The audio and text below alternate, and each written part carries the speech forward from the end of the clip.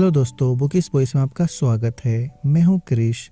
आज मैं पढ़ने जा रहा हूं महात्मा गांधी का लेटर हिटलर के नाम, जो उन्होंने हिटलर को 1940 में लिखा था, जिसमें उन्होंने हिटलर को वर्ल्ड वॉर 2 रोकने के लिए रिक्वेस्ट की है। आइए सुनते हैं। प्यारे दोस्त, जब मैं आपको दोस्त कहकर बुलाता हूं तो ये कोई औपचारिकता नहीं है। मेरा कोई दुश्मन नहीं है। पिछले 33 सालों से मेरा काम यही रहा है कि मैं पूरी मानवता से दोस्ती करूं, बिना किसी जाति, रंग या धर्म के भेदभाव के। मुझे उम्मीद है कि आपके पास समय और इच्छा होगी ये जानने की कि दुनिया का एक बड़ा हिस्सा जो सार्वभौमिक मित्रता में विश्वास रखता है, आपके कामों को कैसे देखता है। हमें आपकी बहादुरी या अपने देश के प्रति आपके प्यार में कोई शक नहीं है।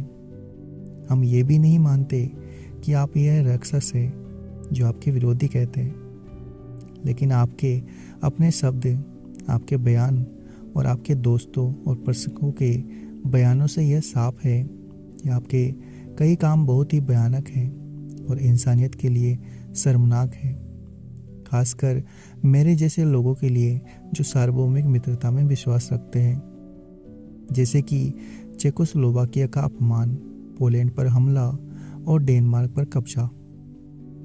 मुझे पता है कि आपके विचारों में ये काम अच्छे हैं, लेकिन हमें बचपन से ये सिखाया गया है कि ये काम इंसानियत को नीचा दिखाते हैं, इसलिए हम आपकी जीत की कामना नहीं कर सकते।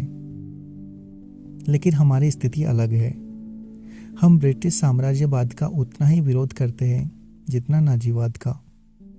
अगर कोई फर्क है तो वह सिर्फ डिग्री में है। दुनिया का 5वां हिस्सा ब्रिटिश हुकूमत के नीचे दबा हुआ है और ये सब गलत तरीकों से हुआ है। हमारा विरोध ब्रिटिश लोगों को नुकसान पहुंचाने के लिए नहीं है। हम उन्हें बदलना चाहते हैं, युद्ध में उन्हें हराना नहीं। हमारा ब्रिटिश शासन के खिलाफ एक अहिंसक विद्रोह है। हम चाहते हैं कि उनका शासन असंभव हो जाए अहिंसक तरीकों से।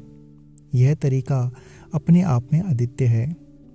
यह इस सच्चाई पर आधारित है कि कोई भी हमलावर अपने मकसद तक नहीं पहुंच सकता जब तक कि पीड़ित उसे सहयोग ना दे, चाहे वह मजबूरी में हो या खुशी से। हमारे शासक हमारी जमीन और शरीर ले सकते हैं, लेकिन हमारी आत्मा नहीं। वे हमारी जमीन और शरीर तभी ले सकते हैं जब हर भारतीय औरत, मर्द और बच्चे को पूरी तरह से ख़त्म कर दे। यह सच है कि हर कोई इतना बहादुर नहीं हो सकता और डर से विद्रोह रुक सकता है, लेकिन यह तर्क मुद्दे से हटकर है, क्योंकि अगर भारत में कुछ लोग ऐसे मिल जाए जो बिना किसी बुरी भावना के हमलावरों के सामने झुकने की बजाय अपनी जान दे दे, तो उन्होंने हिंसा के अत्याचार से मुक्ति का रास्ता दिखा दिया होगा। मुझे विश्वास है कि आपको भारत में ऐसे लोगों की एक बड़ी संख्या मिलेगी। उन्हें पिछले 20 सालों से यह प्रशिक्षण मिल रहा है। हम पिछले 50 सालों से ब्रिटिश शासन को हटाने की कोशिश कर रहे हैं। आज़ादी की लड़ाई कभी भी इतनी मजबूत नहीं रही जितनी अब है। सबसे बड़ा राजनीतिक संगठन भारतीय राष्ट्रीय कांग्रेस इस लक्ष्य को हासिल करने की कोशिश कर रहा है। हमने अहिंसक तरीकों से काफ़ी सफलता पाई है। हम दुनिया की सबसे संगठित हिंसा, जो ब्रिटिश सत्ता का प्रतीक है, उसका सामना करने का सही तरीका ढूंढ रहे थे। आपने उसे चुनौती दी है। अब यह देखना बाकी है कि कौन ज़्यादा संगठित है, जर्मनी या ब्रिटेन। हम जानते हैं कि ब्रिटिश हुकूमत का मतलब क्या है हमारे लिए और दुनिया के गैर यूरोपियन लोगों के लिए, लेकिन हम कभी भी ब्रिटिश शासन को जर्मनी की मदद से ख़त्म नहीं करना चाहते। हमने अहिंसा में एक ऐसी शक्ति पाई है जो अगर संगठित हो तो दुनिया की सभी हिंसक ताकतों का सामना कर सकती है। अहिंसक तरीके में, जैसा कि मैंने कहा है, हार जैसी कोई चीज़ नहीं है। यह करो या मरो है, बिना किसी को मारे या चोट पहुंचाए। इसका इस्तेमाल बिना पैसे के किया जा सकता है और बिना उस विज्ञान के जो आपने इतनी पर्यवेक्षण तक पहुंचा दिया है। मुझे आश्चर्य होता है कि आप यह नहीं देखते कि यह किसी का एकाधिकार नहीं है, अगर ब्रिटेन नहीं तो कोई और ताकत आपके तरीकों को और बेहतर बना लेगी और आपको आपके ही हथियार से हरा देगी। आप अपने लोगों को ऐसी विरासत नहीं दे रहे हैं जिस पर उन्हें गर्व हो। वे क्रूर कामों की कहानियों पर गर्व नहीं कर सकते, चाहे वे कितने भी चालाकी से किए गए हो।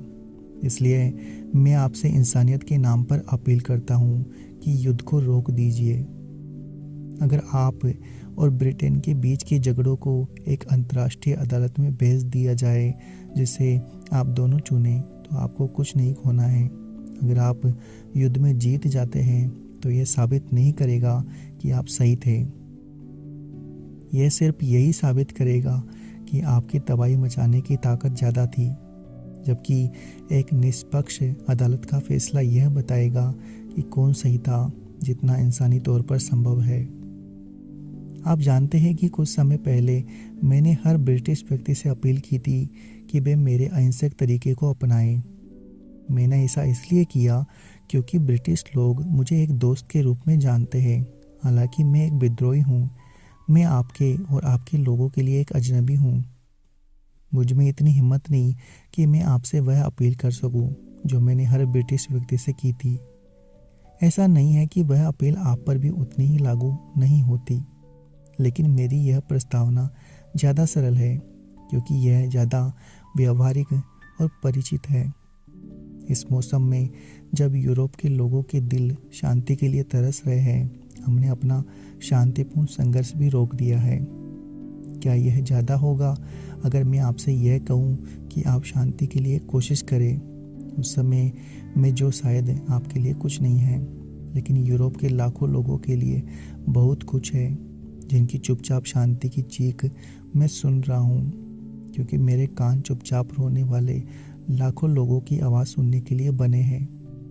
मेरा इरादा था कि मैं आप और सिग्नर मुसोलिनी को एक साथ संबोधित करूं, जिनसे मैं रोम में मिला था जब मैं ब्रिटेन में गोलमेज सम्मेलन में एक प्रतिनिधि के रूप में गया था।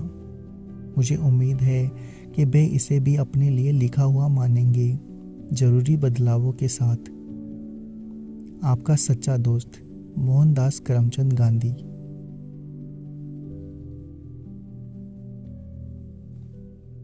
तो दोस्तों, ये था मोहनदास करमचंद गांधी का लिखा हुआ खत जो उन्होंने हिटलर को लिखा था।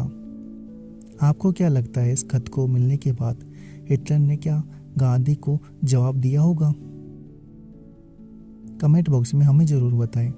अगर आपको ये वीडियो अच्छी लगी तो सब्सक्राइब करना ना भूलें। इसे लाइक और शेयर करिए ताकि और लोग भी गांधी जी के इस ब्रेव वाले काम को जान सके।